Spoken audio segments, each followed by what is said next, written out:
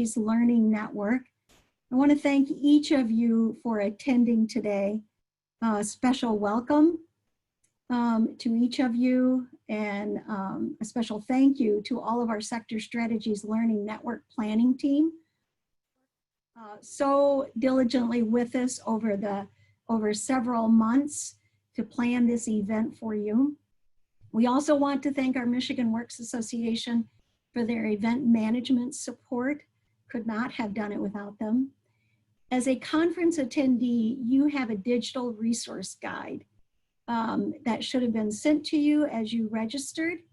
But if not, I believe Christine Klee put it in, also put it in the chat. I also want to thank our 16 Michigan Works Industry Cluster Approach 2.0 grantees in developing employer-led collaboratives in a variety of industries from around the state. We will hear from some of those today. And through the Mica 2.0, the Michigan Industry Cluster Approach 2.0 grant program, Leo WD awarded almost $2.3 million to provide training for in-demand, high-paying jobs throughout the state. In addition to the dollars the state invested, Michigan Works agencies, educators, economic developers, and community-based organizations are investing time and resources to build strong partnerships across the state. These partnerships involve over 200 employers, over 1,400 participants, and result in 900 new credentials. Thank you all for the work you do. We could not do this without you, and we so value your partnership with us here at the state in Leo WD. So here we are going to be showing you just a quick review of today's agenda. And you'll note that we have some special remarks from our leadership team.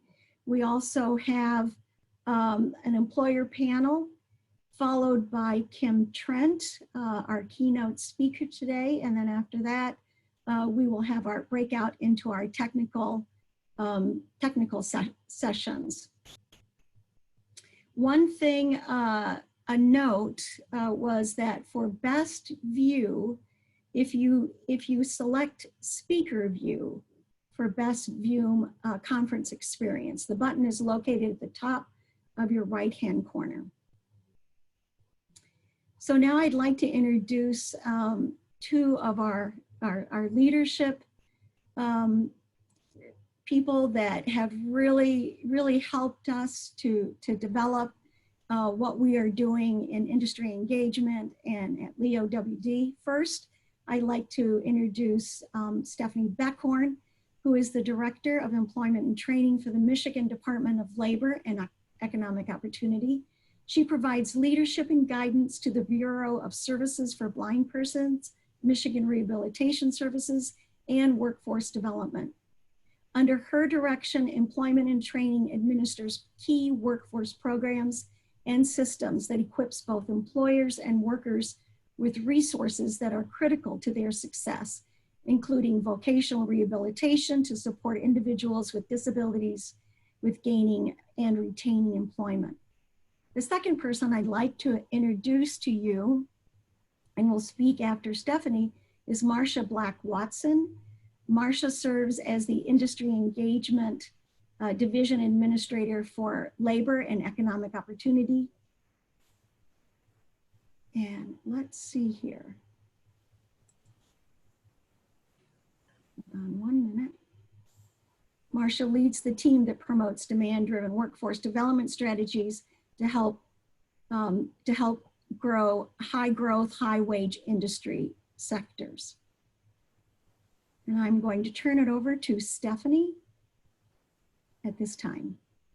Okay, Deb, thank you for the introduction and certainly for the opportunity to join all of you today.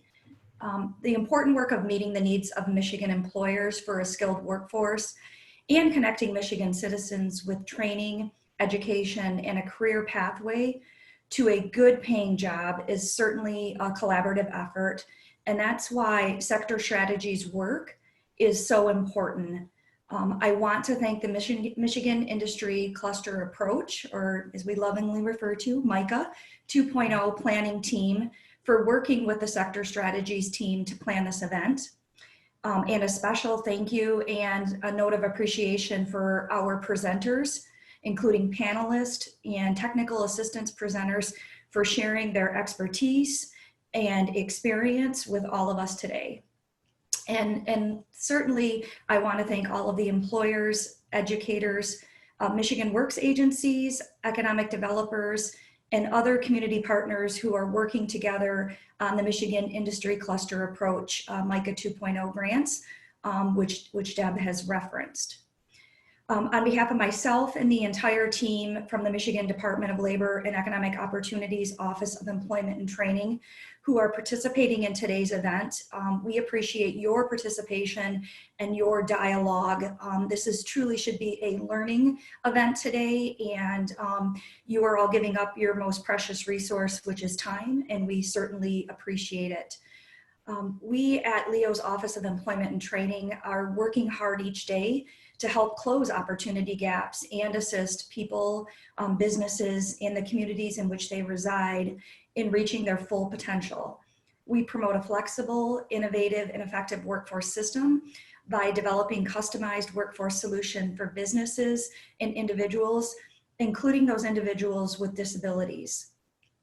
And as a department at Leo, we're focused on 3 key areas, or 3 key North Stars. And that's creating pathways to good or promising jobs, removing barriers to higher income and driving down poverty and at-risk populations, and increasing the state's educational attainment rate. All good paying careers require post-secondary education. This additional education can be through registered apprenticeships, specialized credentials, certificates, or 2- or 4-year degrees. The Governor Whitmer's initiative to increase the number of adults with post-secondary education from 40 to 60% by the year 2030 is formalized through our 60 by 30 initiative. 60 by 30 is designed to help address the talent needs of employers here in Michigan. For more information on 60 by 30, I would ask you to visit 60 spelled out the number 30.org. And I think we'll get that in the chat box for you, but 60by30.org. It's critically important to grow the state's educational attainment rate. All of the data shows that educational attainment really lays the foundation for an individual's success, for them providing for their families, and certainly for the growth of communities. So it's an incredibly important goal that we are focused on in everything that we do. So I encourage you to check out that website for additional information at the conclusion of today's events and throughout your work world. One important way the state is supporting post-secondary education and helping to directly impact 60 by 30 is, as well as thanking essential workers for everything that they've done during the pandemic, is through our Futures for Frontliners program, which the governor announced on September 10th. This program provides free education to workers who have served on the front lines in many critical areas. And this includes individuals without a high school diploma or equivalency. So again, this helps individuals obtain post-secondary degrees at the 2-year level or industry recognized credentials. But it also assists those without a high school diploma and those with a high school diploma, so long as neither group already has a post-secondary degree or credential. So more information on Frontliners program can be found at michigan.gov/frontliners. So please share that with individuals in your community who you think might be interested in that. Share that with your family members, share that with your friends. Just an incredible program to say thank you for those who went out each day and ensured we had what we needed while we stayed home and stayed safe. Another area to support education and training, particularly during the pandemic when many of us were at home, was that at Leo we launched a digital hub, Skills to Work, which includes our Return to Work Playbook. The Playbook has information to assist our state's workers and job seekers. It talks about how to prepare for an interview, how to update your resume, what jobs are in demand by industry. It lays out free training that you can access. And it really helps you if you're a veteran, if you lack a high school diploma, if you are an individual with a disability. So I encourage you to go to michigan.gov/skills to work. And again, if you take a peek in the chat, you'll have this information on the websites I've referenced. These and other programs and resources are just some of the ways that our office is working to support the state's talent pool, both today and long-term, that talent pipeline. So again, I appreciate being here today. I really want to thank you for the work that you're doing to meet the challenges of providing education, training, and career opportunities. And, and honestly, the adjustments that you've all had to make as a result of the current COVID-19 pandemic. I think if we're all in this together, and the work that you do is critically vital.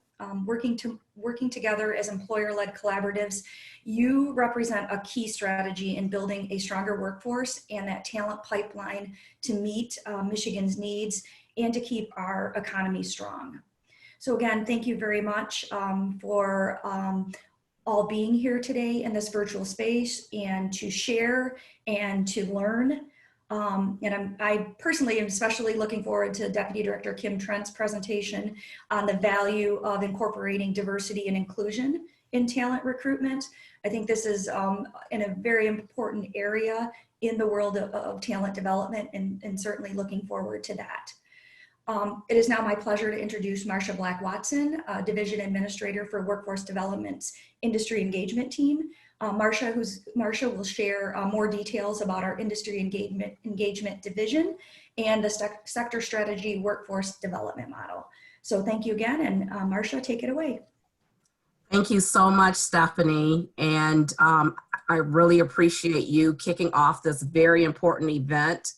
I want to echo thanks to all of our Mica 2.0 grantees, the employers, educators, Michigan Works partners, and overall sector strategy stakeholders for being here today. It's our very first Sector Strategies Learning Network Conference, and we have more than 100 registrants, and I'm so excited about what's going to take place this morning. I would be remiss without thanking Deb Leisinga, who is our State Administrative Manager for Sector Strategies, and her team for all of the hard work in putting together the event for today, along with the contributions of the Sector Strategies Learning Network planning team, who has worked together with us to develop this meaningful content for today's event and beyond, because what we're learning today hopefully will help to strengthen employer collaboratives all across the state in years to come.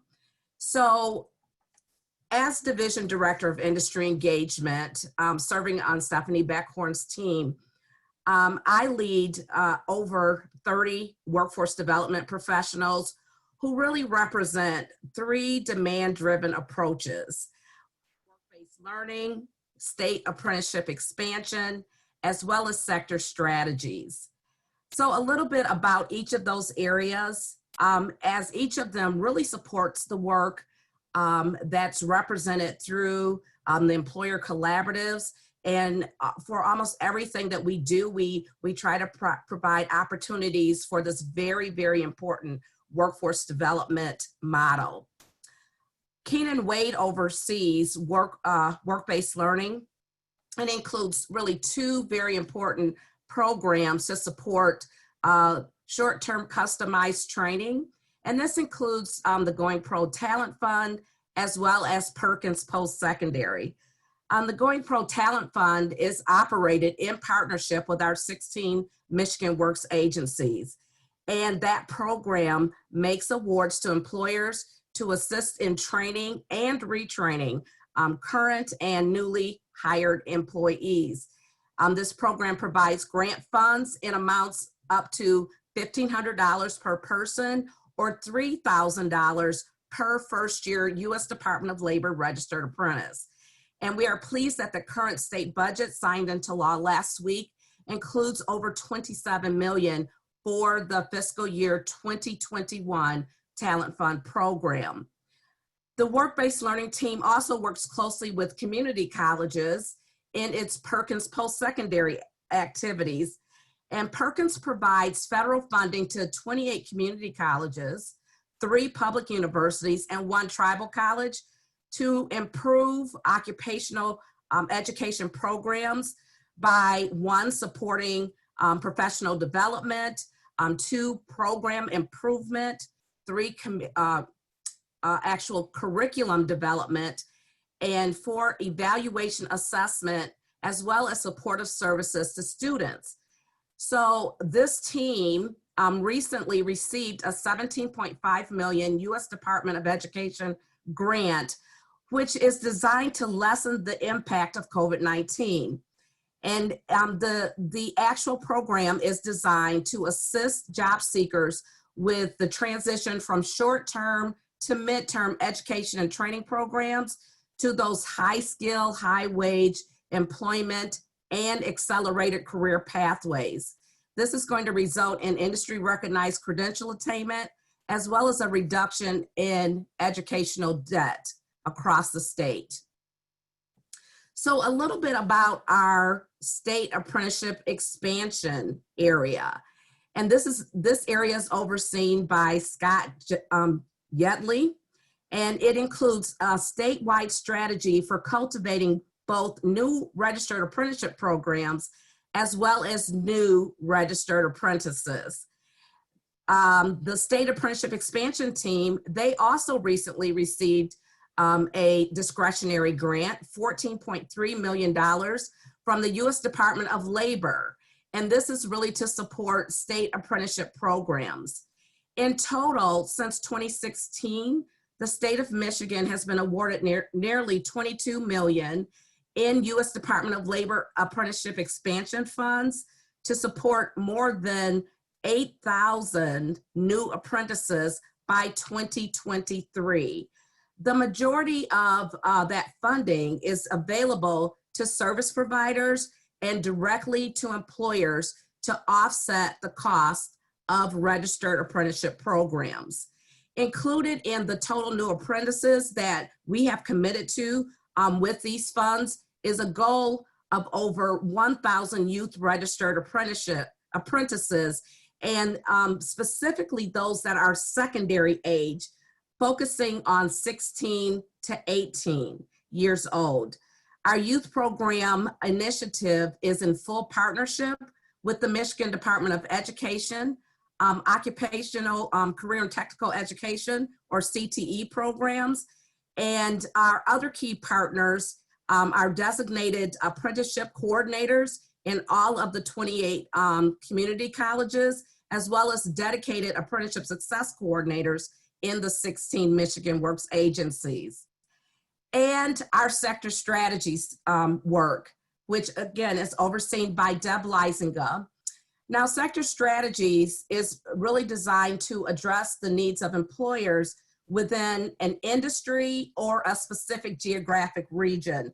So in Michigan, our sector strategies activities are branded under Michigan Industry Cluster Approach, or Mica, as we like to call it. So that approach really creates a framework in which many employers within a single industry or in a geographic area jointly engage with the workforce system and other partners to identify demand. Mica 2.0, it includes employer-led collaboratives that really bring together employers, education and training institutions, workforce development organizations, and other applicable partners such as economic development and government to develop and formulate solutions that really filled identified talent gaps. So today's roundtable is an example of the role of sector strategies. Sector strategies work is being done in key industries, including agriculture, IT, manufacturing, mobility, healthcare, construction, and energy. So we have been in the sector strategies business, working on this for several years, and successful initiatives are many across the state. and you will hear about some of them today. So we are also working with the Workforce Intelligence Network to address talent needs in healthcare. This is our most recent endeavor, and this is called the Health Careers Alliance in Southeast Michigan. So I want to thank you again for your attendance today. There's such a great agenda that's in store, and I know it's going to be informative, it's going to be interesting, as well as beneficial to you as you do the important work of working together as employer-led collaboratives. So right now, I would like to turn the program back over to Deb Leisinger. I'm looking forward to hearing from our employer panel to gain insight on successful employer collaboratives. Thank you so much. Thanks, Marcia. Thanks, Stephanie. You guys do a tremendous amount of work in leading this team, and we really appreciate your efforts. Truly recognize that of you commit way over the normal amount of time you do to do your job. It's night and day. It's a 24/7 for you guys. It's your passion, and it's well recognized. Our employer panel is coming on board, and I'm going to ask each of you as I introduce you to open your screen so people can see you. But our employer panel is leading the way to, oh, I'm sorry, let me check myself here. Engage for Success, Best Practices for Successful Strategic Employer Engagement. And the first one employer that we have on the panel is Ryan Anderson. Ryan is the VP IT and Software Engineering for HealthBridge. He is, prior to coming to HealthBridge, Ryan spent over 17 years at Intel Corporation in various software development and management roles. Ryan holds a Bachelor's of Science in Electrical Engineering from Michigan State University. The next panelist is Michael Ayer. Michael has been the HR Director of Wacker Chemical since 2014. And prior to joining Wacker Chemical, he held the position of HR Director for ITT Night Vision and Vice President of Business Affairs at Adrian College. My daughter-in-law graduated from Adrian, so great college.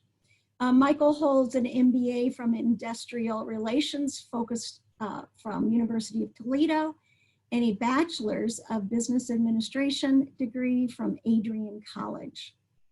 Our next panelist is Kelly Elkins, Workforce Program Specialist at St. Joe Mercy Health System.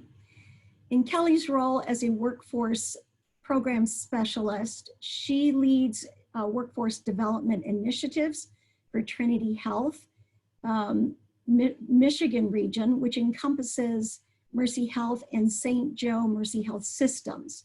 And prior to joining Trinity Health Michigan, Kelly has held positions in corporate talent acquisition and third-party recruitment across various industries. She holds a BAA in interpersonal and public communication from Central Michigan University and is a certified recruiter through the Lean Human Capital. Our fourth panelist is Brandy Meisner, CFO at M&M Excavating. Brandy serves as the Chief Financial Officer and at M&M Excavating, a heavy highway contractor headquartered in Gaylord, where she and her cousin are transitioning their 47-year-old family business into a third generation business. Brandy's responsibility include management of all administrative, financial, and human resource functions of the company's $30 million annual revenue and 75 employees and their families. She holds a Bachelor of Applied Science in Aerospace, Aeronautical, and Astronautical Engineering from Embry-Riddle Aeronautical University. This is a part bio. I would encourage everyone to go and read their full bios contained in your digital resource guide. I a tremendous chat with each one of these panelists prior to this event, and just really enjoyed getting to know each of them. So now I would like to just ask them some questions. Are you ready, panelists? Yes, we are. Okay, all right. So first off, I would like each panelist, and Ryan, we can start with you, and to just give a 2 to 3 minute overview of your company and the employer-led collaborative that you're involved with. Sure, absolutely. Thank you, Deb, for introducing us, and it's a pleasure to be here. I think we have a lot of experience to share, and I think it's a great venue to do that. My name is Ryan Anderson. I'm the Vice President of Information Technology and Software Engineering at HealthBridge. We're just over a 3-year-old startup. We have 2 locations in Michigan. We have our business offices in Grand Rapids, and we have our tech headquarters up in Traverse City. What our company offers is an employee benefit that basically pairs with healthcare plans that an employer would offer. Our product helps our members manage their out-of-pocket healthcare costs, so things such as copay, co-insurance, and deductible.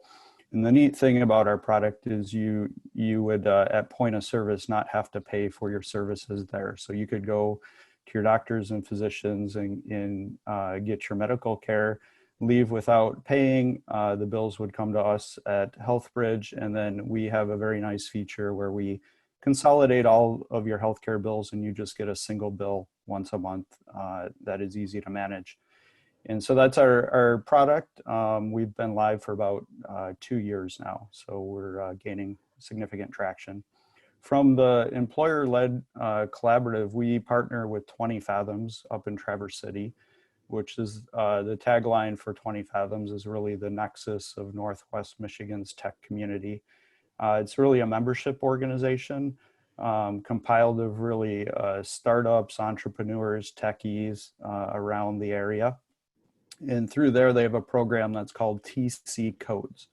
And TC Codes is what offers the various trainings and classes for very high demand jobs such as software development, design, program management. A lot of the local companies are looking for those type of positions, and through TC Codes, they offer those trainings.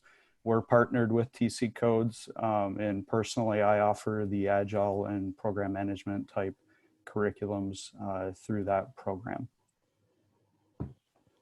Thanks, Ryan. We'll go to Michael next. We'll just go alphabetical.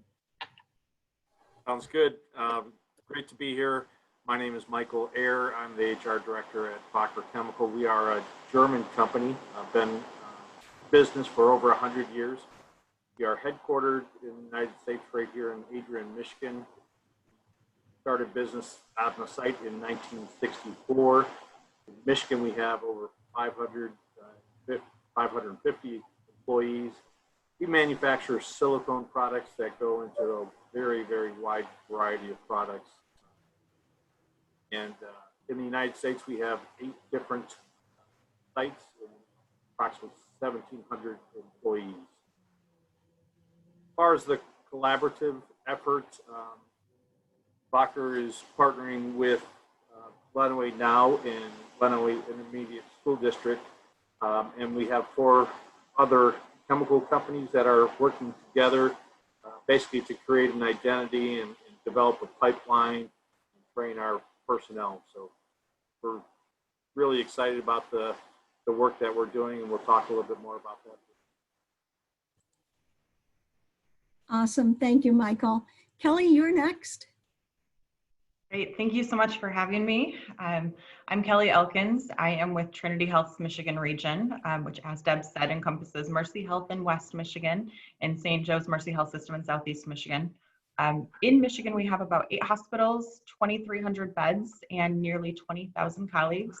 And then as part of Trinity Health, the nation's 2nd largest Catholic healthcare system, we have locations across 22 states and almost 130,000 colleagues.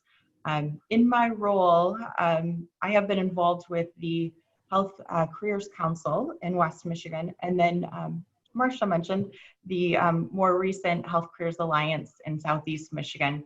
as well as a healthcare collaborative in Northwest Michigan Region 4A. So we've had a chance to, participate across the state, and just love this work and excited to share it with you. So thank you. Thank you. Brandy, you're up next. Sure. Good morning. Thank you so much for having me. I appreciate it. My name is Brandy Meisner, and I'm the CFO of M&M Excavating. We're a mid-size heavy highway contractor. And what that means is we may be inconveniencing you right now with our orange barrels. We are earthwork contractors. So that means that we're balancing the earth with the yellow equipment that you see, heavy equipment, bulldozers and excavators and things like that. Our organization is also a member of MITA, which is the Michigan Infrastructure and Transportation Association. MITA is the collaborative, if you will, of all of the contractors throughout the state of Michigan that work to fix our damn roads. And also underground infrastructure as well. So water, sewer systems, so forth. And as far as the Mica program, our collaborative is working on a system that goes into the Gaylord High School, Gaylord Community Schools. And what we're doing is training and, well, really exposing students to the opportunities in our industry by means of putting heavy equipment into CTE programs. So where you would think of traditional auto shop and things like that, we're actually bringing heavy equipment to them so they can see, operate, and maintain that equipment, which is kind of the lifeblood of keeping our infrastructure operating properly and smoothly. And when we all go back to work, then getting you there safely and on time. Thank you for having me. Great, thanks. Thank you, Brandy. Okay, my first question is going to go to Brandy and Michael.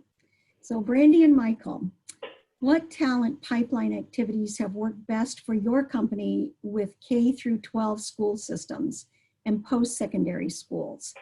And I'm going to throw in here both in the past and in the present pandemic situation. Either one can pop in.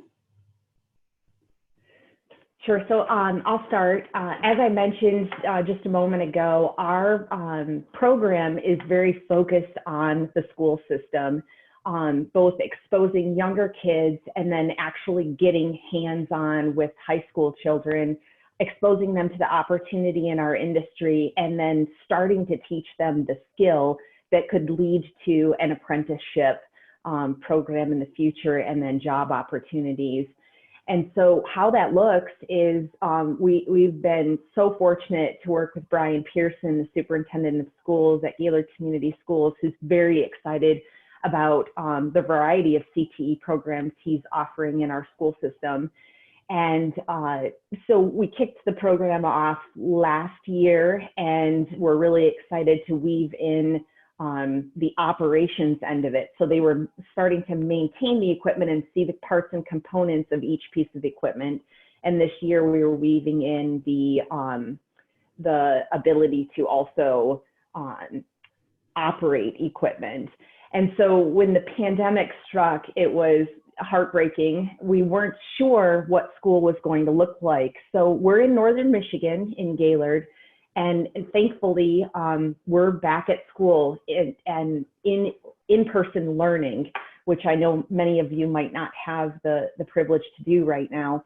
At the time that the schools were debating how they were going to handle this, there was talk that school would be focused on just the primary reading, writing, arithmetic kind of thing that we used to hear, and that outside elective courses might not be able to be offered. And so for our program, that would have been a big problem. I'm happy to say that because of the dedication of our school board and our administration, that we are offering those electives, and through proper social distancing and masking and so forth, the kids are actually in in the lab, in the auto shops, and able to learn in person right now in our program. So it looks a little different, but we're thankful that we are where we are at this point. Yeah, at Wacker, we've been involved with building talent pipeline on our own and then with the collaborative. On our own, we've had two different approaches. One, we've really tried to focus on our relationships with universities. As a high-tech company, we are always looking for chemists and chem engineers. And, you know, Wacker is, you know, we like to think of ourselves as a small giant in the chemical industry, but our name isn't as well known as some of the others up north. So we put ourselves into different colleges about 4 years ago. We did very active recruiting on campus for our internships. We grew it from 4 interns in 2014. Last year we had 28 interns here just at the Michigan site. This year with the pandemic, we were all set to have another large program, but because of the pandemic, we pared that back and end up eliminating it. One of the other things that we've done is we had a university day on our site. Really, this was an effort to identify with the college professors in chemistry, chemical engineering programs, bioengineering programs. We basically invited them to our site, provided them information about who we were, create the identity, create a brand, if you will. And then we had presentations from our business team, chemists, then took them on a tour of our facility. Within the Mica 2.0 grant, our group of chemical companies here in Lenawee County, what we're trying to do is create an identity and an awareness, much like Brandy was mentioning. You know, the chemical industry is high tech, it's well paying. You don't need a college degree to be part of our teams as chemical operators, skilled tradespeople, clerks and whatnot. We are a very stable employer. Unlike the automotive industry where I grew up in Flint, Michigan, we don't see those cycles nearly as hard as the automotive industry does. But through the collaborative, what we're trying to do is reach into the high schools, reach into the middle schools, and show folks that they can have a great paying job without a college degree, right here in Lenawee County, in a clean, safe environment. We're trying to dispel some of the rumors of you know, a dirty chemical industry that probably is in everyone's minds from the 60s and 70s. So we're partnering with the Lenawee Intermediate School District, Lenawee Now, and the school systems themselves. What we're doing is creating a series of videos that highlight the chemical industry, and then a second one is to highlight the careers, whether they're blue collar or white collar careers. And our hope is that these are hard charging, and in this kind of pandemic online environment that the high schools have and the middle schools have, that we're providing valuable content to them. And I know the other thing that Lenawee Now and ISD have been doing all along, you know, they've offered Career Quest and Career Con events where we're trying to bring not only the students, but the parents into a career conversation. And the chemical companies that are part of this collaborative, we're all planning on being there. Unfortunately, due to the pandemic, the Career Con event was canceled. But our goal is really to create an identity out there, create the image that we are a stable, safe, secure place to work with higher than typical averages, great benefits. So I appreciate what the state grant has allowed us to do. We've been working on this in the county for probably the better part of 5 years, and quite honestly, well beyond that, but our most recent effort has been about. So thank you, Michael. And it looks like you guys have been really working hard toward doing some myth busting for the chemical industry. And so Michael talked about a little bit of how that collaborative, some of the successes and what they've experienced and what they've done to be successful. I'd really like to hear from the other panelists as well, what are the key elements that have contributed to the successes of your employer collaboratives? What keeps you guys together? Kelly, we'll start with you. Sure, yeah. I think first and foremost, it's identifying a strategic focus and then being flexible with that. We know as employers, certainly in healthcare, things change a lot. And so it's a matter of identifying where are our common needs. And it's usually not hard to figure that out. We usually are all fighting for the same talent, but identifying what will be our focus this year and then adjusting where needed. And we do have a great group of employers all across the state that we work with and have been working with for many, many years. So there's a mutual respect. That's another thing that's very important is the mutual respect. Deb, you coined the term and I love it and I continue to use it, co-opetition. You know, we understand that we need to work together as a community and as a collaborative, but then also we are still competitors, but we do have that respect for each other and trust that things that are said within that collaborative space are confidential. That's another key thing is confidentiality. Well, Kelly, I probably ripped off and duplicated it from someone else, but I do recall when the healthcare collaborative first started that the group was very intent on either continue to steal workers from one another, or we can work together to develop a pipeline. And I know that that has been the passion of the collaboratives that you have been involved in. So thank you for that. Absolutely. Thank you. Brian, how about you? What are the absolutely. Just to add on, our key aspects are really the community. So, you know, having 20 Fathoms be the hub of where employers connect. And so I think that's a key attribute. And then another big one is really the caliber of the partnerships with the employers.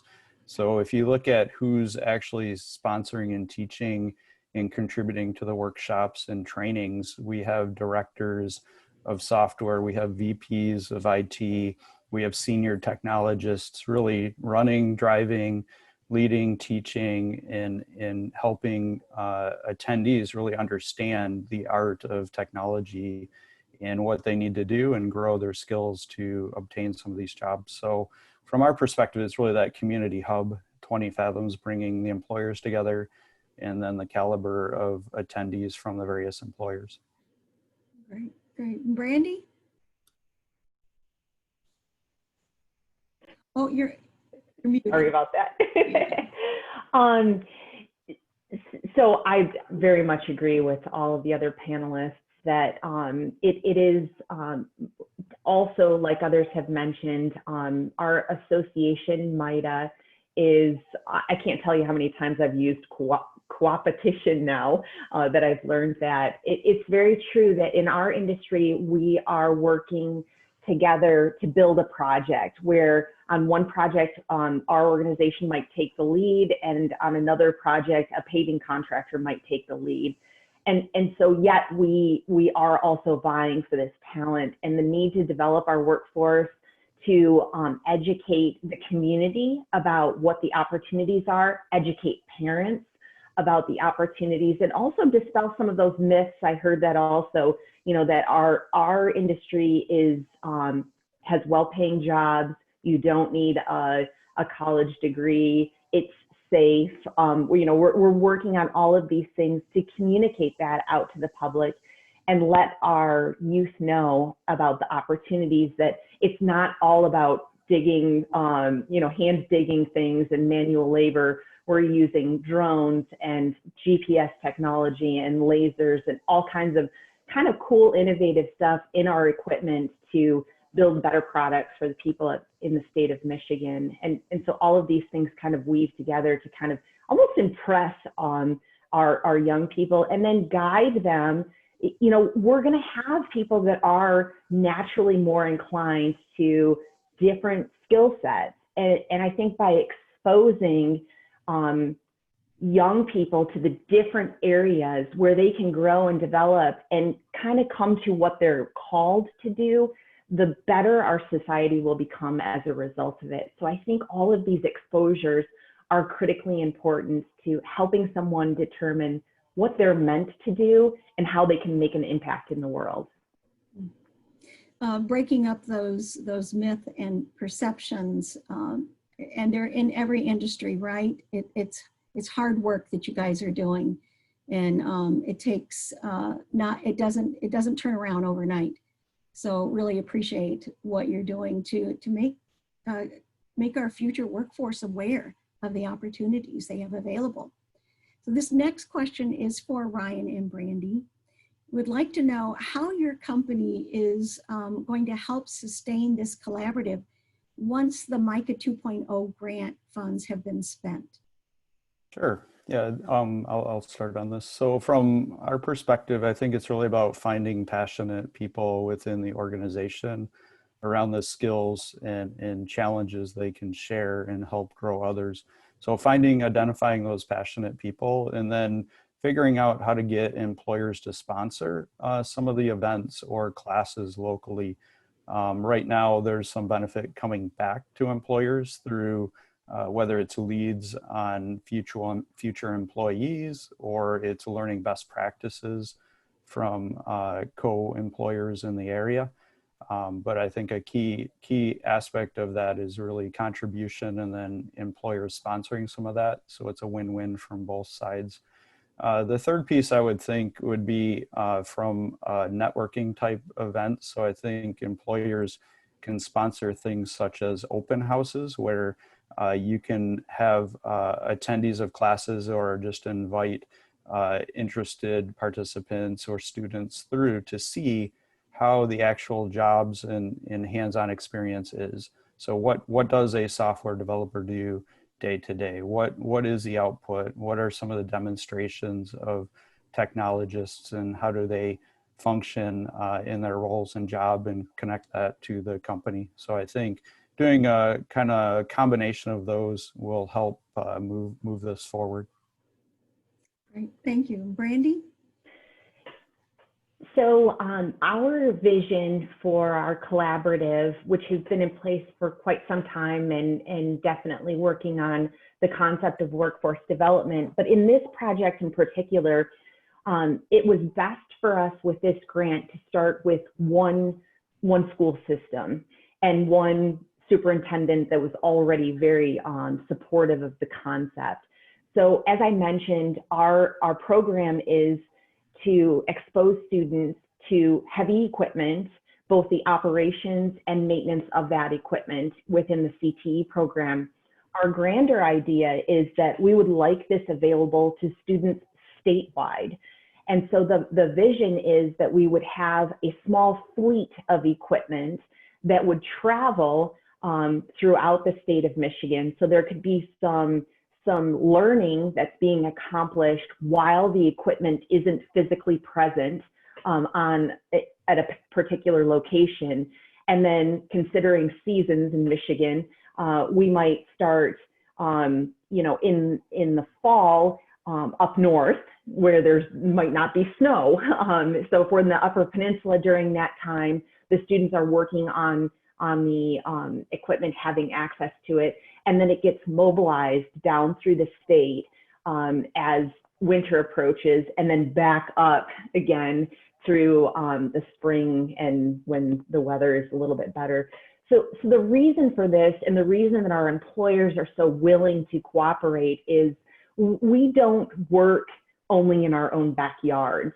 We're working throughout the state of Michigan, improving infrastructure. So as an example, right now, our projects, currently, we're headquartered in Gaylord, but I have projects down in Saginaw, Boyne City, Sault Ste. Marie, projects throughout the state. And so that means that I need my core workforce, which is going to follow me, but also I need a workforce in those areas as I'm working in other regions.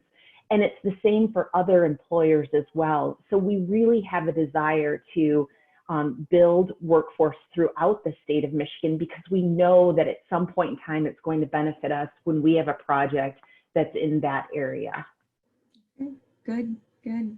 So I know we're all going to lean in a little closer on this question for Kelly and Michael, but especially those of us who support the the collaborative through education and through workforce. But so here's the question. What are your expectations for an ROI that is going to keep you involved in the collaborative? Kelly, why don't you start? That's a great question, Deb. I think first and foremost, it's that we're getting work done. We're moving the needle. I mean, it is very easy for us to, come together and just kind of have a, just maybe a venting session on, oh, I can't find surge text or whatever, and just spend hours talking about that. But we need to actually get work done and create project teams that are gonna, find ways to build a pipeline to those critical needs. So that is kind of first and foremost, is there has to be project work that's getting done throughout the year. And sometimes it's multiple project teams. Sometimes, we might not be involved with one project team under the collaborative, but we're involved in another project team. So that's important too, is that each employer has something that they can get involved in that's meaningful to them. Another big win for us in being in the collaborative is that funding. Since our collaborative in West Michigan formed in, I think it was about 2015 under the leadership of Deb Leisinga, we have brought in upwards of $7 million in collaborative grant funding. So that's funding that Mercy Health alone couldn't have gone after. That's funding that, because we had multiple employers, we had multiple educators and workforce development agencies and community partners all together, we were able to bring in that funding. And that makes it easy for me to justify, this is why I'm spending time in this collaborative and participating with these fellow employers, because that allows us to advance this work and it makes it sustainable and scalable. I think also for Mercy Health, for Trinity Health Michigan and St. Joe's, as well as many other employers, diversity and inclusion is a big thing. Even before 2020, this has always been a lens for us, and in making sure that as we build different projects and different talent pipelines, we're not just looking at how can we reduce turnover and increase retention. We're looking at how can we bring in individuals that represent the patients that we're serving. So our employees will represent our community.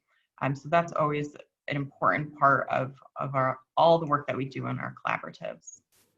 And this is data that you track. Absolutely. Okay, great. Michael, what's Yeah. going to keep you involved?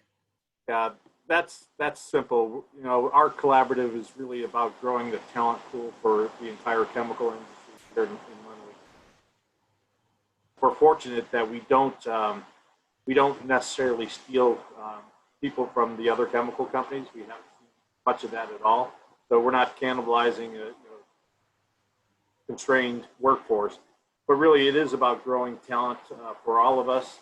And the return on investment for me is when we place an ad, when we post a job, whether at Michigan Works or on college campuses, that we see talented people that are aware of who we are as a chemical industry, aware of to the companies that have been identified in the collaborative and have been highlighted in our videos out to the school systems.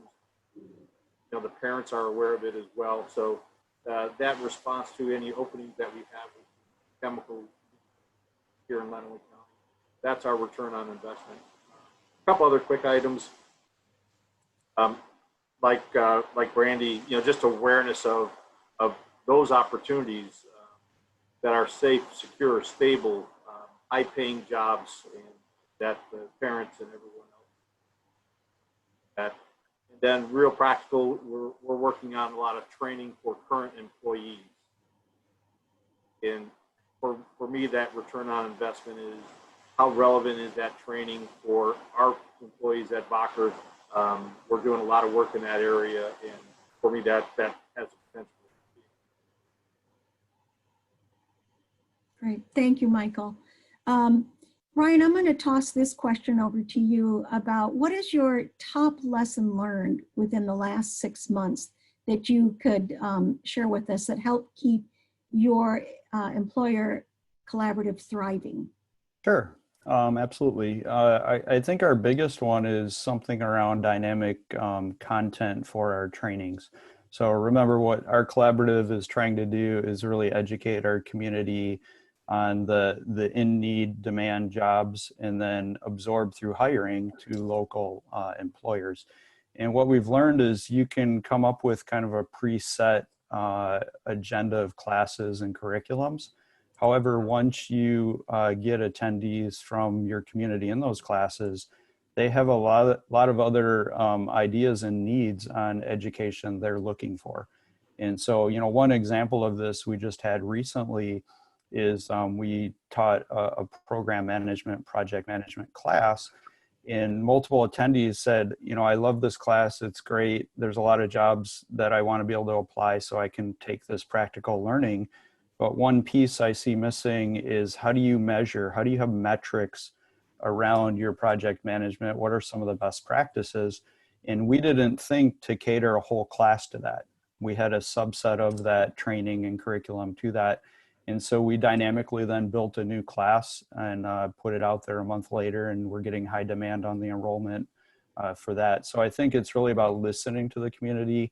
You can project and predict what the job demands are from the employers, but it's also two-sided. It's from the attendees coming to the trainings and then broadcasting to the instructors or to our collaborative, what is it that they'd like to learn beyond what they're getting in the class. So to us, that was probably the biggest learning. And just to add on a quick secondary learning, it's really about how do you do this stuff virtually, right? A lot of this is workshops, it's hands-on.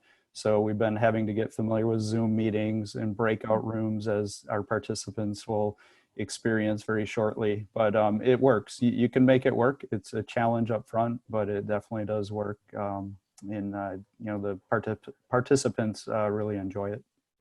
Yeah, we're all learning virtual ways to connect, right?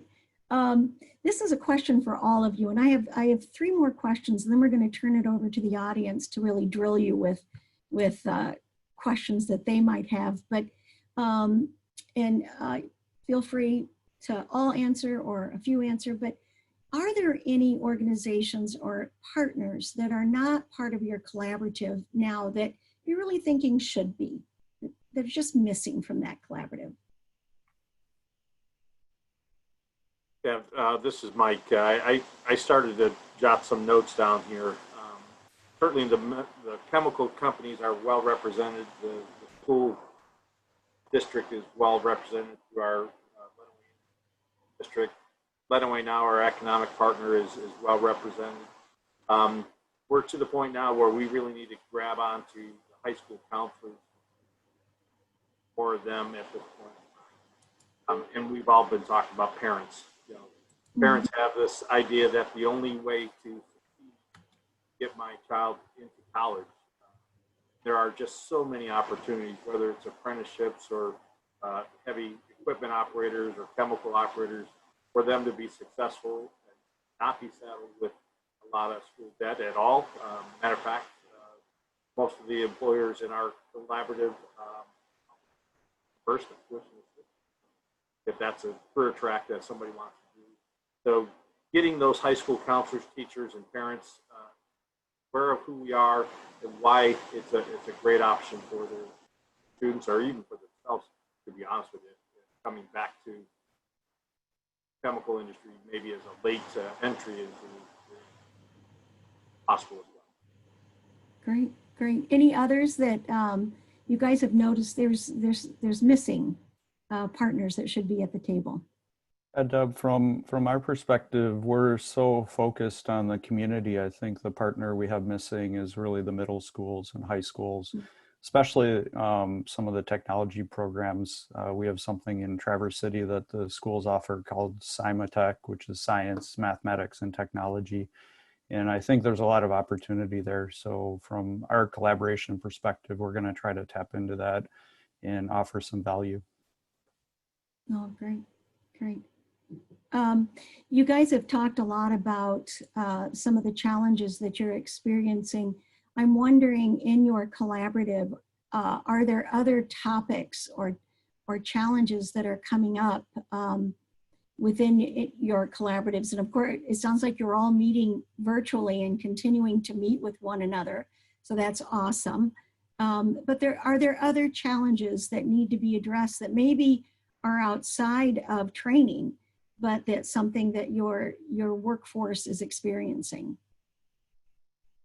I think something that we've discovered across the state since the COVID-19 pandemic is really how do we one, continue to do our career fairs and job fairs that we normally did. So that was a big learning curve, was how do we adapt to that virtual job fair environment? But then also, how do we address that idea that working in healthcare is unsafe?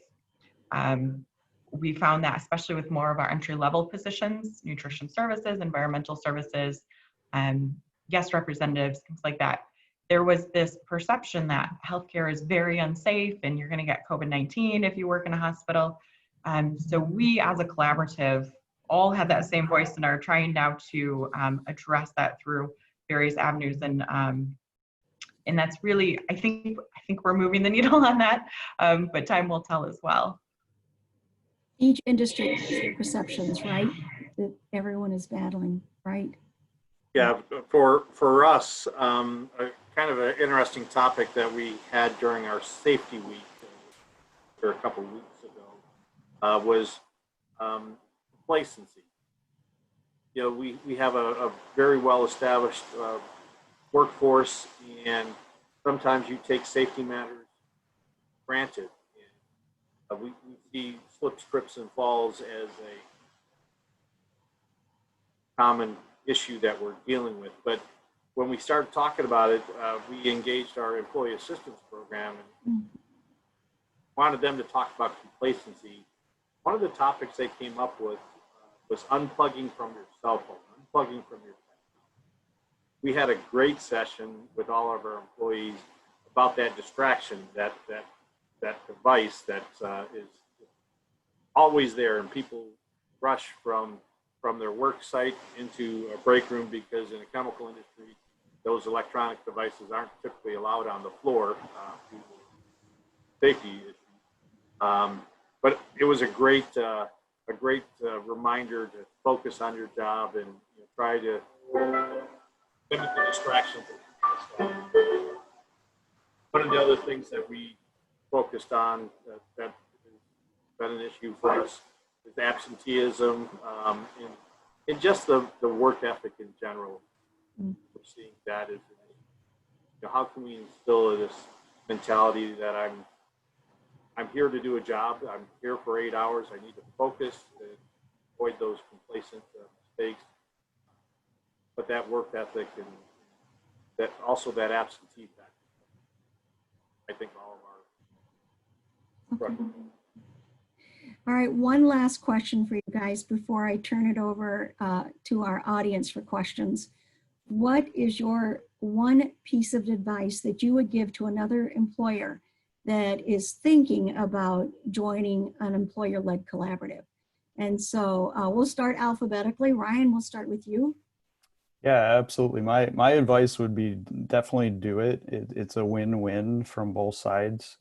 Find passionate people within your organization, get them involved, and there's definitely an ROI coming back. So it's both projecting outwards, educating, getting viewpoints out, getting the community educated, but then also getting leads into technical talent and building pipelines for future and employees.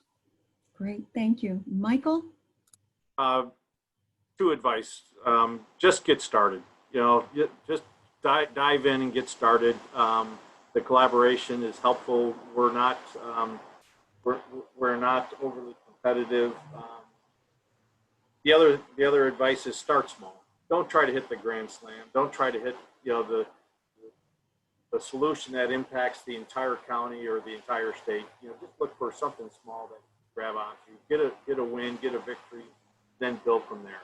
I think too many times we try to think of this holistic kind of great big thing that becomes very, very difficult to get started. So start small, get started, and Great, great. And Kelly? I would say just do it. You have nothing to lose. Reach out to the organization or person that's convening the collaborative and ask if you can maybe come to a meeting and just, listen and see the types of things that they're talking about and how they're interacting, and at least get a taste of what it's like, and then guarantee that you'd want to continue to participate once you see, the work that's being done and how you can be involved and help your own organization as well. Great. Thank you, Kelly. Brandy? Yes, absolutely worth your time. It's like just about everything else. The more you put in, the more you get out. For me personally, it's been a great opportunity to kind of champion what our organization is doing, like what our purpose is. As we're a generational family business, it gives us the opportunity to celebrate that and kind of live out that legacy of encouraging the growth of our industry. It also, we were considered essential through the pandemic, and it justified the fact that our work has purpose. And we're seeing that more and more with the trades being honored for the value that they bring to society. And I think it just allows you to be part of that, because if you're in any industry, it means something to you. And this gives you an opportunity to share that with the world and become kind of the local expert on that topic. And people will then turn to you when they have questions about your industry or inquiries or things like that. So, I just really encourage people to put forth the effort, and it will be returned. Awesome. Thank you. And I have to say, your investment in employer collaboratives as employers, that helps us to do our work better. I know on the education, my education colleagues would say they need your input in order to make sure the curriculum is correct.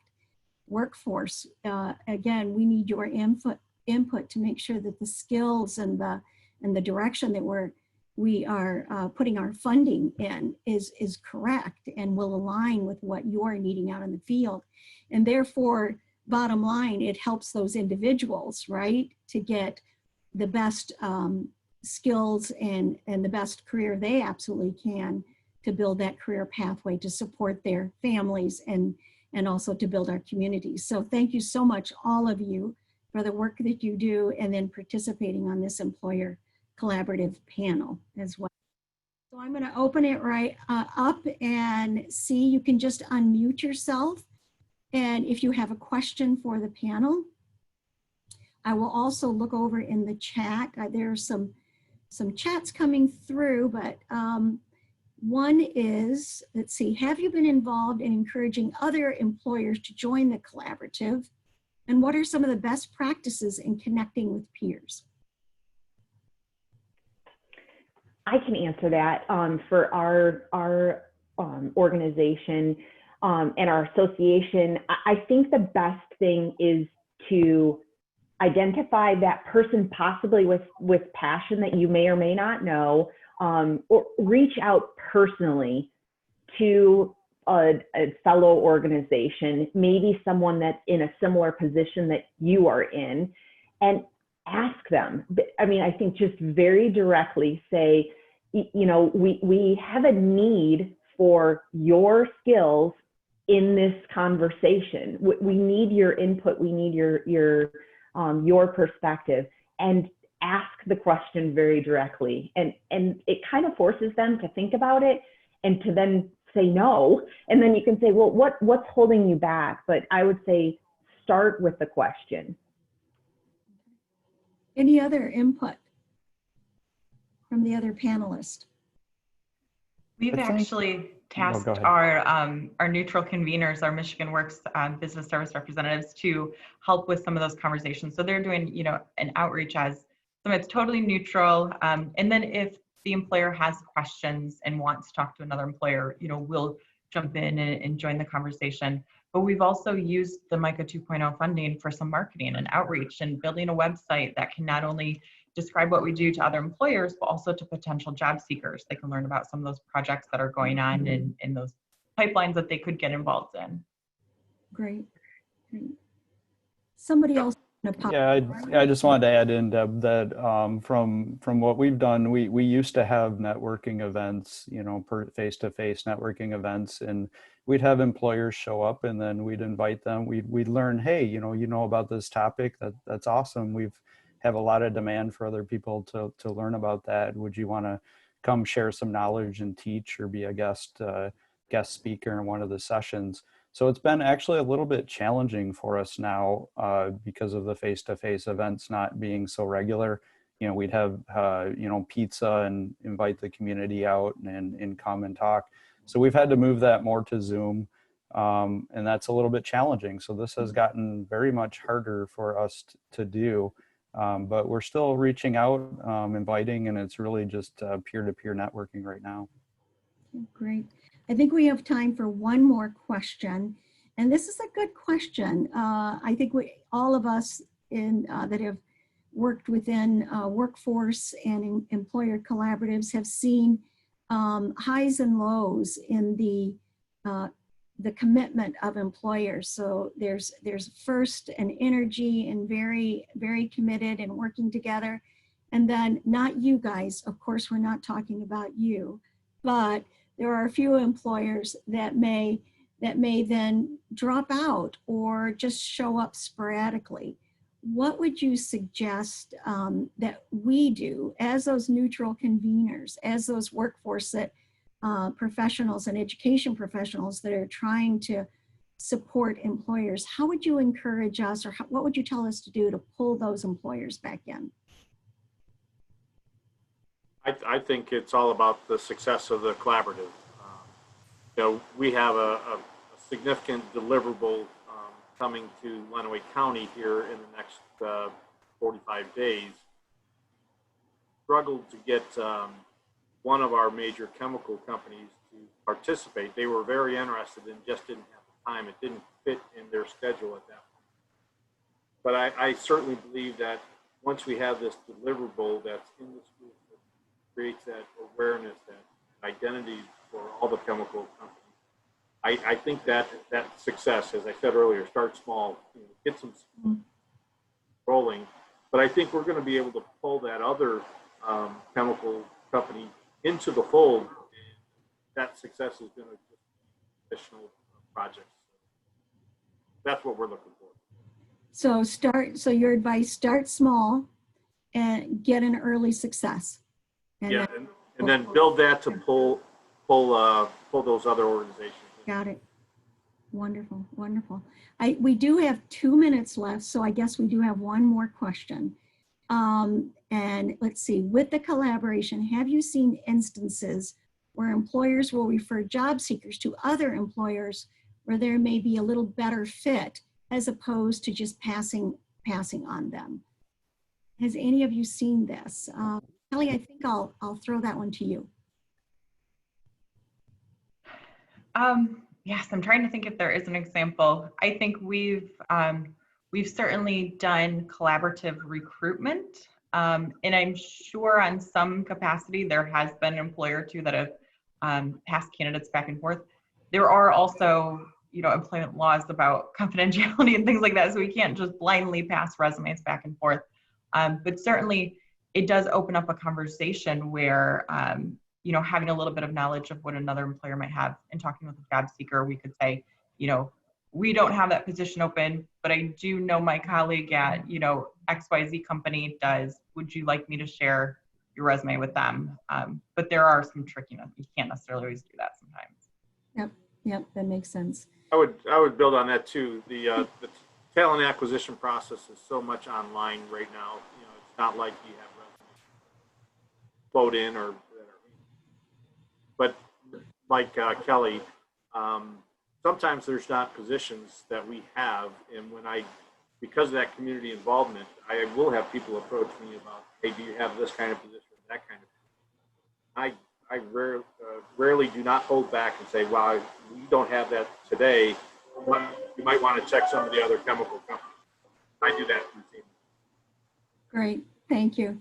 Well, that wraps us up at 10:15. There are other questions that unfortunately we won't be able to get to, But again, panelists, thank you so much. Your investment in time today and more, especially the work that you have done within the employer collaboratives. It does nothing but enhance the state of Michigan, and we really appreciate what you're doing. At this time, we will be going to a 10-minute break and reconvening at 10:25, where our keynote speaker will be Kim Trent, and I look forward to introducing her. You've got 10 minutes. Get a cup of coffee, take a walk around the house. See you in 10.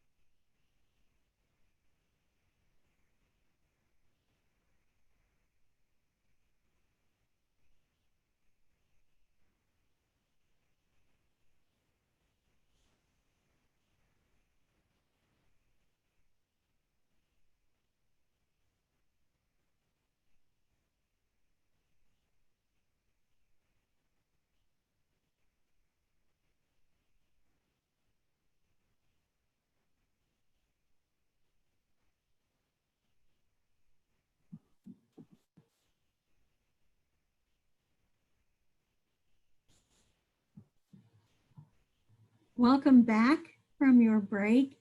I would like to introduce our keynote speaker now, Kim Trent, Deputy Director of Prosperity and Equity and Inclusion Officer from the Michigan Department of Labor and Economic Opportunity.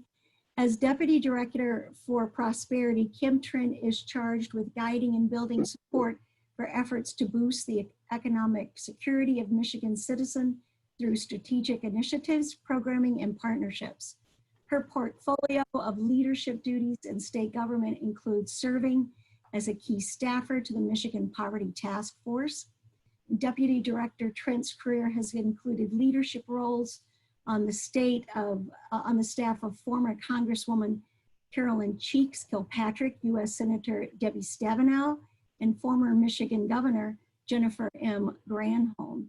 For 7 years, she has held various key staff positions at Michigan Futures, Inc., a think tank dedicated to boosting prosperity in Michigan. She also served as elected member of Wayne State University Board of Governors from 2013 until 2019.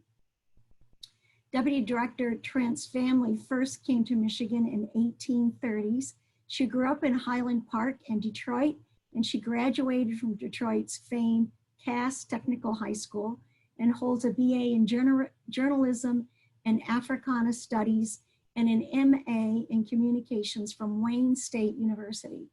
She also completed graduate studies at the University of Cape Town in Cape Town, South Africa, and she has completed fellowships with the American Political Science Association in Washington, D.C., and the Michigan Political Leadership Program at Michigan State University, and is a graduate of the Detroit Regional Chamber's Leadership Detroit program. Kim is going to talk to us about the value of incorporating diversity and inclusion in talent recruitment. Thank you, Kim, for coming today, and we look forward to what you have to say. Thank you so much, Deb. That actually sparked I'm just remembering that it's time for me to update that introduction and that bio. As far as I am of Cass Tech, it was a long time ago. So I think that as much as I thank you so much for that very complete bio. I am very excited to be working at Leo now after many years working with Michigan Future, which you mentioned before, which is an organization that's very much focused on building prosperity. And so I'm very happy to be the Deputy Director for Prosperity for Leo.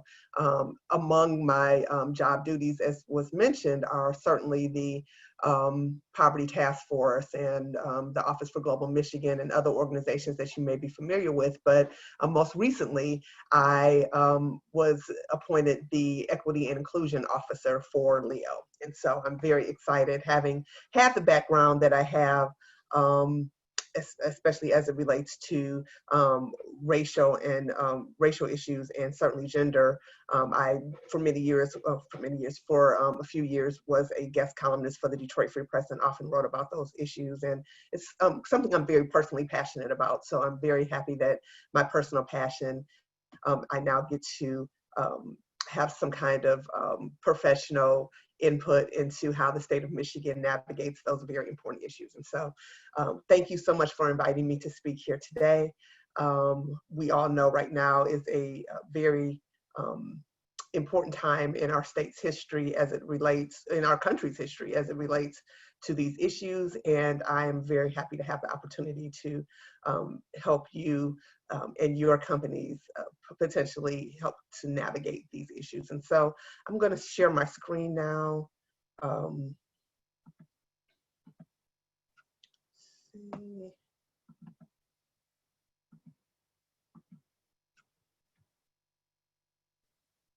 Okay, so hopefully you're seeing my screen here. I want to just tell you a little bit about how I'm thinking about organizing my thoughts over the next few minutes. I want to talk a little bit about why diversity and inclusion should matter for your companies, how some of the strategies that research has shown are effective in trying to attract a diverse workforce, how to change and address cultural barriers and issues that you might have in your organizations, so that after you put all the effort and time into recruiting a diverse workforce, you're able to retain them because they're working in a culture that is accepting of them. And finally, I just want to talk a little bit about what the governor has done on this front, because I think it's important. She has offered some leadership that I think is instructional for those who are really serious about this work. W.E.B. Du Bois, who's a famous intellectual and leader, one of the founders of the NAACP, in his book, The Souls of Black Folks, wrote, "The problem of the 20th century is the problem of the color line." I'm sure that he couldn't have imagined that here we would be going into the third decade of the 21st century, and race is still such an integral part of our nation's culture and who we are and who we are hoping to become. Obviously last year, many of you know, last year was the 400th anniversary of the first recorded African slave reaching American shores. So for over the span of 400 years, we know that the experience, particularly of African Americans, has been something that our country has had to really grapple with, from the institution of slavery to the imposition of kind of Jim Crow, to some of the divisive state, local, and federal laws that prevented people of color, and particularly African Americans, from having their full rights as as citizens of the United States. And so as much as we want to believe our national credo that all men are created equal, we know that even in 2020, race still matters. But I want to really make sure that everyone is clear that when we talk about diversity and inclusion, it's not just about race. We're also talking about gender. Do you have a workforce that values the contributions of men and women? Physical limitations. Is your workforce amenable and easily navigated by people who have physical limitations? Language barriers. What have you done to, if you are attracting workers who have language barriers, what are you doing to help them? Religion. Do you have a workforce that does not value the very important religious beliefs of people, and would be a comfortable workforce for people who have a religion that religious beliefs that they are trying, that they hold dear? So I want to talk a little bit about why diversity and inclusion matters. And a lot of this information will not be new to you, but I think it's important to recognize that there have been studies after studies after studies that have shown that when CEOs are talking about a need that they have to make their organization more competitive, diversity is always near the top of the list. And I think in the environment we're in right now, in this post George Floyd world, where more American companies have been more vocal about their desire to better understand diversity and have more diverse workforces, it's important for us to really value why that matters, why it's important. Again, research has shown that companies with diverse management teams have 19% higher revenues. They really see themselves as being more innovative, and I'm going to talk a little bit more later about why that might be. Job seekers, when you're trying to get really talented, particularly millennials, Generation Z, they value diversity. A lot of them grew up in a more diverse world than maybe people in Generation X, which is where I'm from, and older. They have grown up in a lot more diversity. They have more. They recognize it more as a value. And so, if you're trying to get the most talented people to come to your company, folks are looking at diversity as an issue. So, why does that matter? So again, this is just research, ample research, and I'm happy to supply that. I can give you a follow-up document to supply some of this, some of the sources for these assertions. But diverse workforces tend to be better at problem solving. And the reason that people think that might be is because you're getting broader perspectives, you're having more robust conversations. You're not just kind of having groupthink or echo chamber think or confirmation bias, because you're hearing from people who are coming from different backgrounds, who have a different understanding, who come to the work in a different way. And so because of that, you end up with a work product that tends to be more informed by creativity and innovation. So there has been so much focus on when people talk about diversity in corporate life, the focus is almost always on hiring. How do we hire more for diversity? But I want to make the argument that before you even start thinking about hiring, you should really think about the culture that you already have.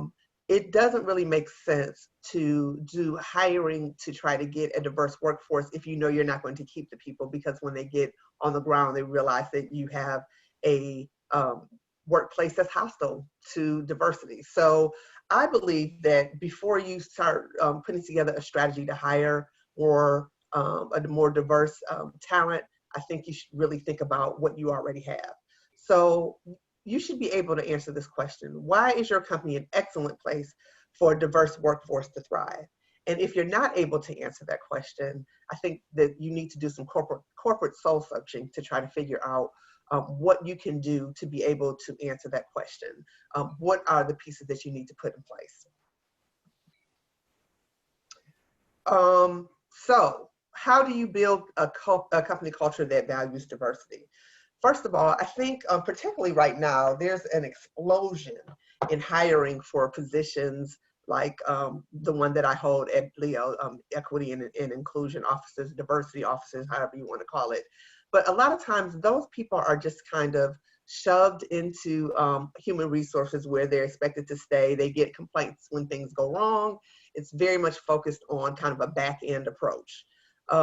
It can't just be a function of human resources. I mean, if you really want to change the culture, you really should, first of all, if you can't answer that previous question that I just raised about why your workplace is an excellent place for diversity to thrive, you really need to do an audit of what are some of the barriers and some of the issues that your workplace really should work on. There are a lot. I, as was mentioned, used to be on the board at Wayne State University, and we recently did a culture, I'm saying we, although I haven't been on the board for more than a year, or for about a year now, but the university recently did a culture survey. Is that something that you can do in your company to really get to some of the issues? I mean, I think you cannot just assume that, because even if you have a diverse workforce, it doesn't mean that the folks in your workforce who represent those kind of underrepresented groups are happy, or that they don't see room for improvement. So I think you should do an audit to try to figure out, do you give your employees tools to manage their implicit biases? And I think that it's important. I use the word implicit bias intentionally. Too often, I think that when people are talking about bias, they're really thinking about it in a way that bias is a dirty word. People think that they're too sophisticated to be biased, that they're too educated to be biased, that they're too informed to be biased. But the reason it's called implicit bias is that all human beings have biases.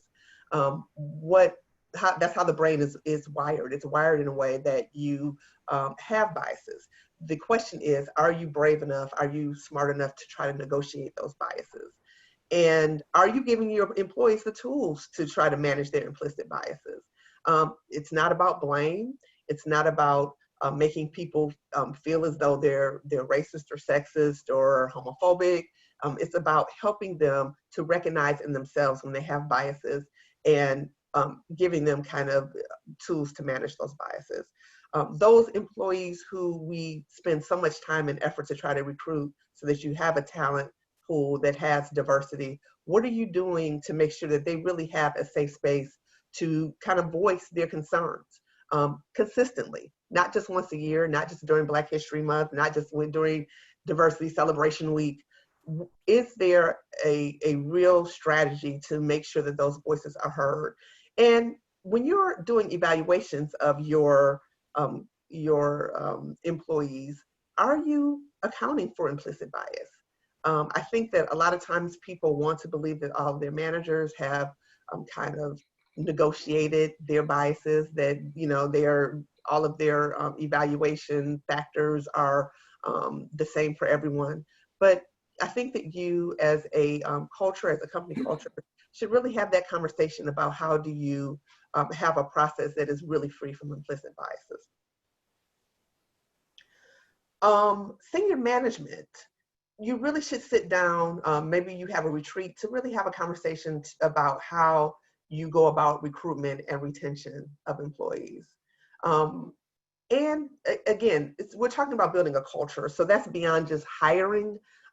What are you doing to send consistent messages that diversity is valued and protected? In other words, what kind of workplace rules do you have that demonstrate to your workforce that you understand that there are unique needs that certain employees have? And is that something that even people from the outside looking in can see this is a company that really values diversity? Because that kind of reputation will help you when you're going out to try to recruit employees. If you have a reputation of being a place that values diversity, people know that. They also know that if you're not that kind of culture. What kind of intentional in meaningful ways are you demonstrating that commitment to diversity?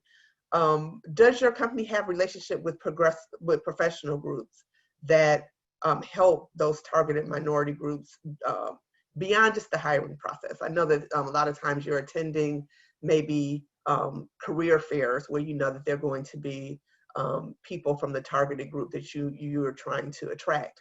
But beyond those career fairs, beyond hiring opportunities, what kind of relationships do you have?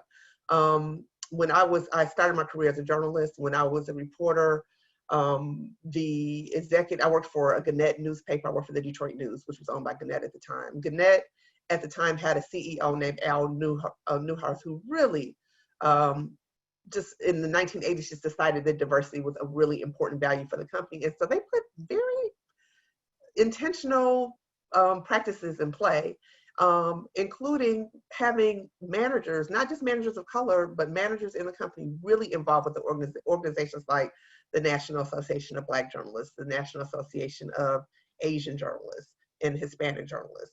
making sure that they're not just showing up once a year when they were having their convention, but that they were hearing about kind of trends and challenges throughout the industry to help them in their leadership of the newspapers that they owned. And so, you know, you really need to think about who the key decision makers are in your company. So when you talk about senior management sitting down to evaluate, is there anyone of color, or are there any women, or are there any of the targeted groups that you're trying to bring to the table? Are they there during the decision-making process? So some of the strategies for recruiting for diversity that you can think about for the long term, targeted internship programs. If you know that you are an industry that is has an underrepresentation of women, for example, are you going to colleges to intentionally bring more women into internship programs so that they are more likely to actually maybe come to your company when the time comes when they finish their credential? I know at Wayne State, for example, I would really push our university to do more K-12 partnerships, you know, programs to help expose them to college life long before they're 18 years old and ready to go to college, so that they, first of all, have an affinity for the university, so that when they have a time, when they're ready to pick a school, they might consider Wayne State. And then also, you're just building a talent pipeline for our entire state. Even if they don't choose Wayne State, perhaps they would look at going to another four-year university. So there is no downside to having diverse internship programs. Even if those students or those interns don't end up coming to your company, you're helping your industry with diversity. Again, reaching down beyond just that college internship to maybe even K-12 partnerships. You want to, you get the benefit of both building a talent pipeline, but also it's a community relations coup when you are able to demonstrate that your company has worked with, we know that there is great disparity in K-12 education in public schools in our state and in our country, just all over. We know that because of things like housing segregation and other factors, some school systems are just better than others. They have more resources, more money, more teachers who may be better trained. Because of that, they sometimes need that exposure, their kids need that exposure to those professional opportunities. That's something you can do to build for the long game when you're talking about building a diverse workforce for your own organization. Again, I talked about networking with professional organizations, and then certainly, senior management, you really should take an opportunity to think about your own lives. And we all know that in your career and in your business life, just as in almost everything you do, it's all about who you know.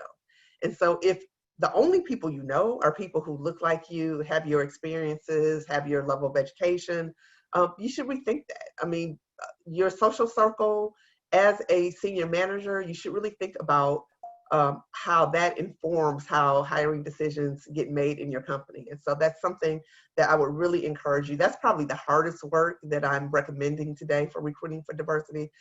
It's difficult. In your personal life, you like who you like, you are around who you know. I mean, a lot of times it's about proximity, but are you willing to be intentional about expanding your social circle so that you have access to different kinds of people? Also, media outlets that are aimed at targeted groups, there are still, when I was growing up, we had the Michigan Chronicle, which we still have, but newspapers, sadly, I'm a huge newspaper fan, having formerly been a newspaper reporter, but I also recognize that the world has changed a lot. There are a lot of different platforms now that target, there are just so many blogs and websites and other platforms that target certain groups. So I would really encourage you to get up to speed at what those groups are and invest in outreach to those organizations. It doesn't necessarily just have to be paid ads to hire people, but if your company is featured in a publication that has currency with the kind of people you're trying to hire, it goes a long way. I mean, that's all about kind of helping to build your culture. Blind resumes is something I want to talk about a little bit because my best friend, she's been my best friend since high school, and her name is Arkisha. Now, Arkisha is a name that signals to people what race that she is. And for some people, again, implicit biases, not really recognizing that they're weeding out, but there have been so many studies that have demonstrated that your own name can be something that gets you not really seen as a credible candidate for jobs. So blind resumes is a good way for your company to really look at someone's credentials and not necessarily look at, not really kind of have those silent signals that might prevent you from moving someone to the next stage. Same thing with blind interviews. There was, I recently heard about how orchestras went to blind interviews when they were hiring musicians because there was such underrepresentation of women musicians in orchestras, but they were having interviews behind curtains. But when the women were walking in behind those curtains, they could hear their heels clicking on the ground. And just hearing the heels signaled to those people who were making hiring decisions that it was a woman coming in. So some actually went to having people take their shoes off before they came in for a blind interview. They went that far with it, but really thinking that through. I mean, how do your implicit biases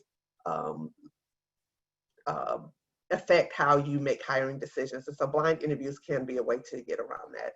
So I know I'm short on time. I'm going to maybe cut I think I can just summarize quickly. It's not enough to just hire for diversity. You really want to have a workplace environment that where the people you're hiring would recommend your workplace to other people like them. And that means that you're being intentional about fostering mentor-protege relationships. We know that those are the relationships that often lead to people being promoted.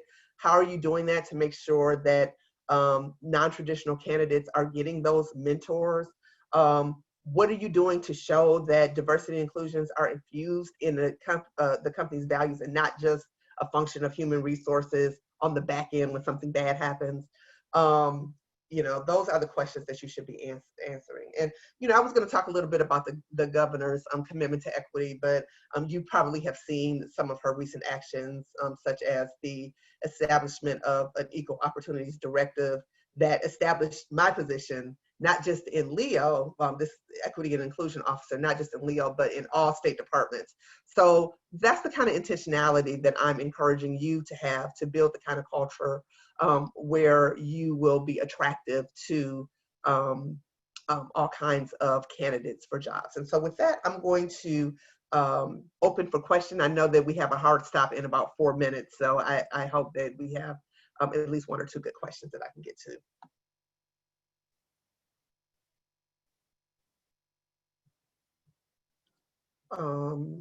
Let's see if there's, I'm gonna look in the chat. I don't know if anyone has.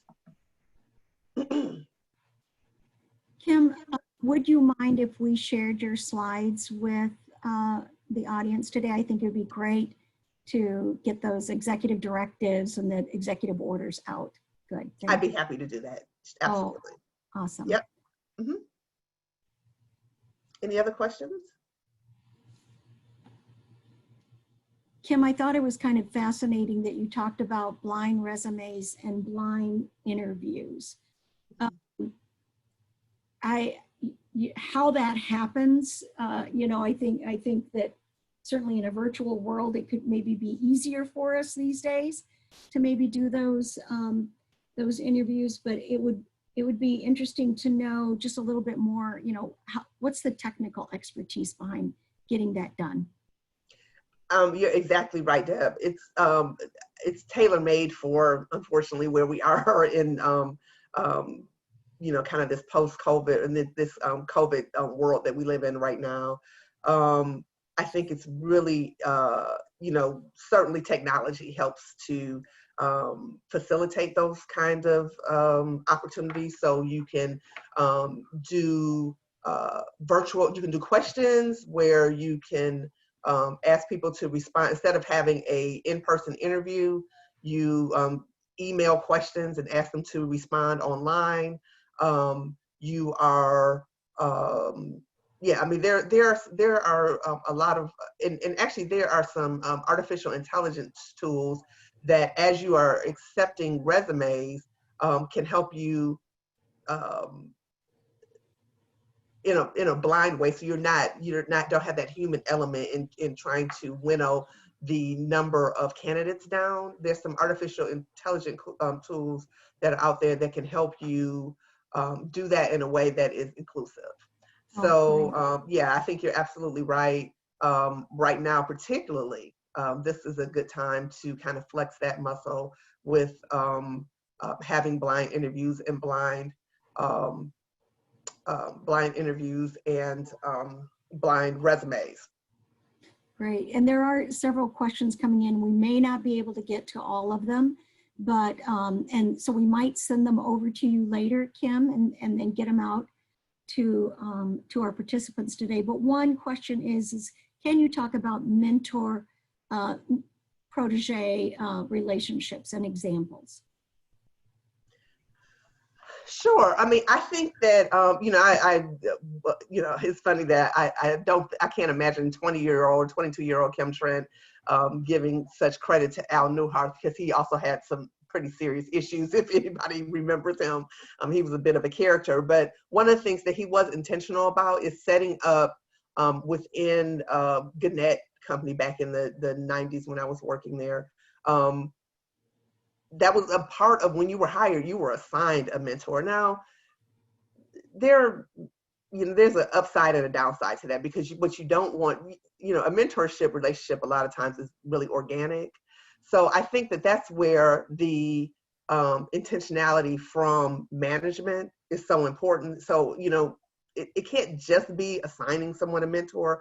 It should be a cultural shift where people are recognizing the value of mentorship and are reaching out to a new hire or reaching out to someone who may not have relationships in the company to offer that, that mentor relationship if they see a potential in someone. And I think it's important to note, no one is advocating that people hire people who aren't qualified. That is not what this is about. It's about just being intentional. There is a qualified there are two realities. One is there aren't enough people who are getting people of color, women in some cases. The reason that we don't have a lot of diversity traditionally has been there have not been as many opportunities. But I do think that we have to, in some ways, create opportunities. So when I talk about creating a pipeline, it's not just enough to say, just hunch your shoulders and say, well, there's no one who fits that bill who, is going to help our diversity bottom line, but really being intentional about trying to build that talent pool. Great, thank you. And we are out of time at this point. There were lots of comments here of how great presentation, very practical tips. So we thank you so much, Kim, for coming and being our keynote speaker today. And we hope to learn more from you. So I'll be sending those questions to you. Our next. Thank you so much for the invitation, Deb. What's that? I said, thank you for the invitation. Oh, absolutely our pleasure. Our pleasure. Our next on our agenda is our technical assistant breakout sessions. And each of you registered for a session, and you will automatically be diverted to your session and then join back in about 45 minutes for closing remarks. So you should have on your screen now a little window to join your session. Go ahead and click that.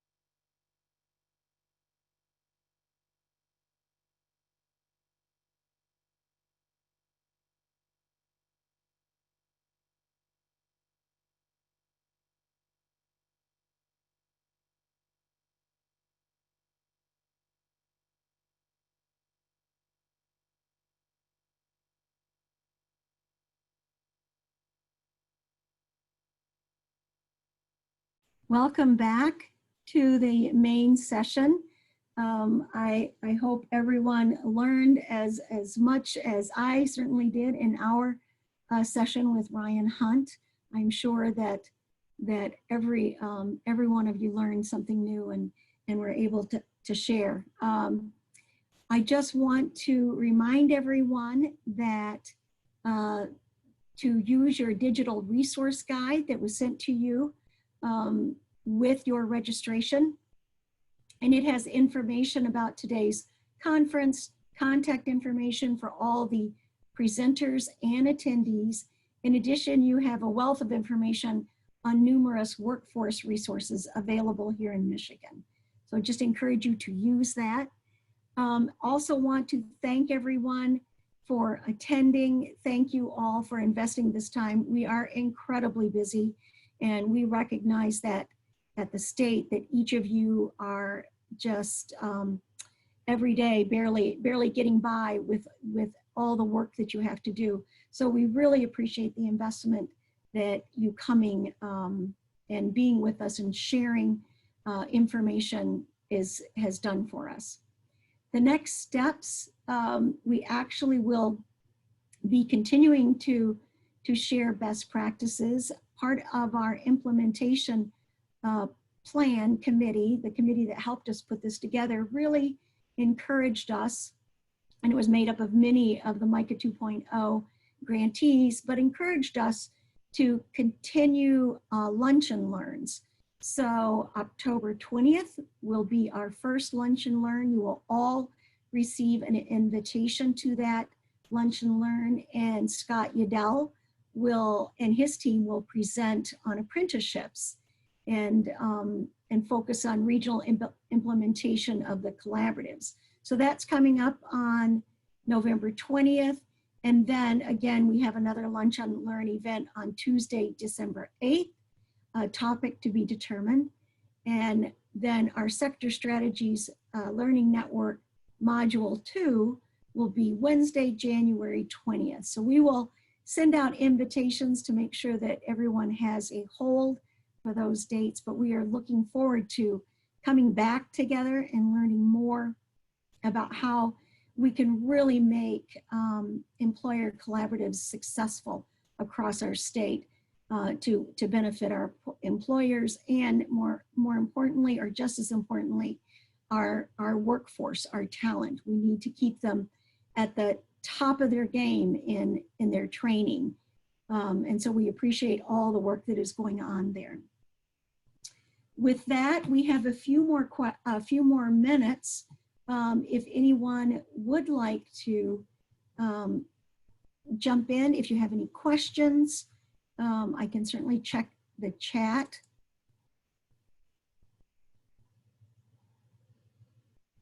Oh, clarification, just saw in the chat. I said October 20th. I meant November 20th will be our lunch and learn. Thank you, Terry, for sending that. Our first lunch and learn will be Friday, November 20th, and Scott Yadell and his team will be talking about apprenticeship programs.